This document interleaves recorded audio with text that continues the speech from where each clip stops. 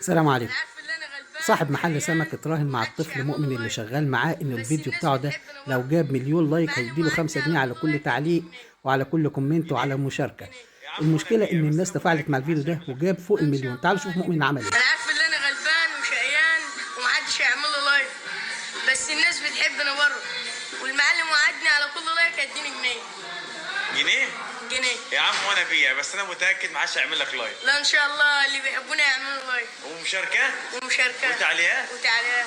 يا عم على كل لايك ومشاركه وتعليق اديك 5 جنيه. يا عم ما صح اهو اللايكات احنا اتفقنا اهو، بس دي يعني اللي معايا يكفيك يا ده اللي صاحبي. معايا. لا ما انت عايز ايه طيب؟ اكتب لي المحل. المحل اكتب مش المحل. بكشي هنا تاني. هنا تاني. مش بكشي هنا تاني خالص. خرجت الراجل. يا اسطى ده انا اللي منزل. لا مش بكشي هنا خالص خالص. ده انت مفتري يا مؤمن. اقلع. لا كمان هتقلع راجل هدومه. بقول لك اقلع. اتقي الله حرام عليك. اقلع. طب عشان لا هسيب المحل احسن. بقول لك ايه. هسيب المحل. هو دي مؤمن الغلبان. ادي مؤمن الغلبان. الفلوس في بقول لك ايد عشان واحد شكرا يا عم بتخليه الحاج. قلب جامد.